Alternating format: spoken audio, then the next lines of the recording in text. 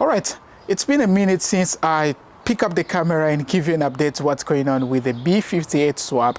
What I can say is that follow me on Instagram. That's where I am putting quite a few updates there. And if you can follow me there and give some likes over there, that would be really appreciated. This is where I'm at with the swap. You can see I've now brought the loom in the engine bay, and I am looking a way to pass through the loom so that I can fish it on the other side. I can already see there are two general purpose holes right here, which I am going to use to pass through my loom. But before that, I do want to make sure that all my sensors have the correct length before I can drill and pass through this entire loom that you are seeing right here.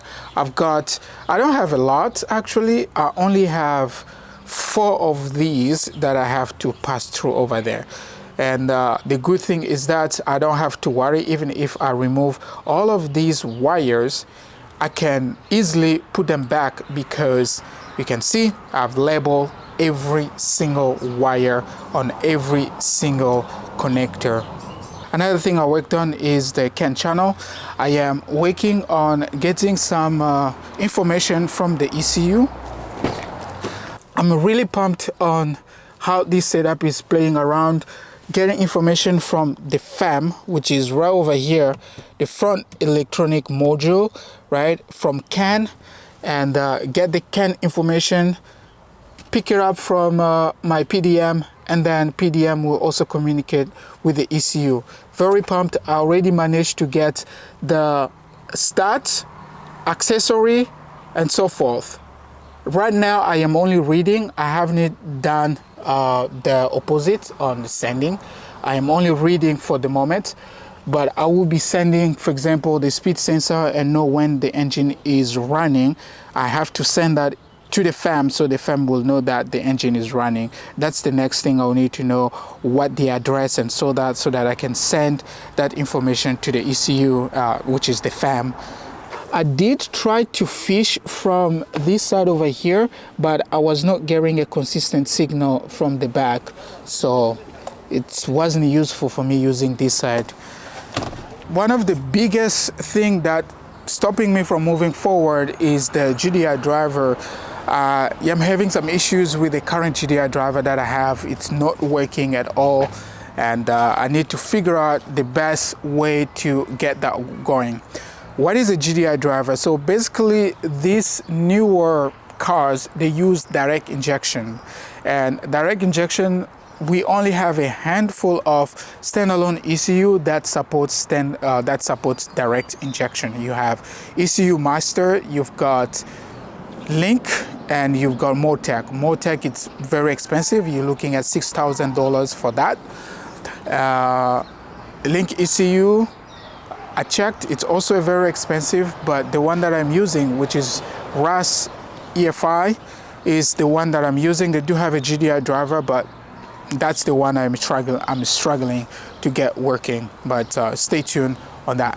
In case you didn't know, I am going to do the oil filter relocation, and with that I've got my adapter. I made this adapter, and boy how I love this adapter. It came out really good and it fit directly into the OEM location. And the way this one works is that the oil will be coming out from the engine, which is this side over here, and then it will go back on this side over here, and it goes to the oil filter relocation. If you don't know what an oil filter relocation is, I am going to show you right now what an oil filter relocation is. This right here, this is the oil filter relocation, and you can see that it gives you the indication. This side is from the engine, and this side goes to the core. This is coming from the cooler, goes to the cooler, coming from the cooler, and then goes to the engine.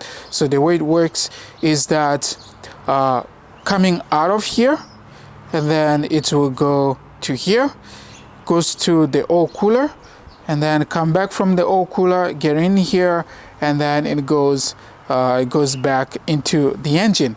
and the oil filter is going to be sitting right over here. Why am I doing this? Number one, I want to learn. Number two, we know that the B48 oil filter housing fails a lot. Specifically, it has the plastic one, and because it has a plastic one, and also just the location of it to doing oil change and all that, to get into that, I don't like it. I don't like getting the way it is set up. Personally, I don't. And I do have a solution of this, and it is going to sit pretty much just right over here, just like that. You see, this swap is kind of more than I anticipated, to be honest.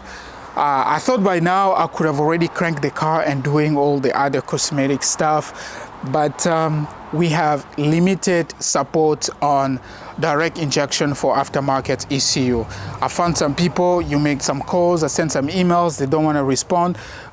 People like the ECU master, they don't want to respond to my email.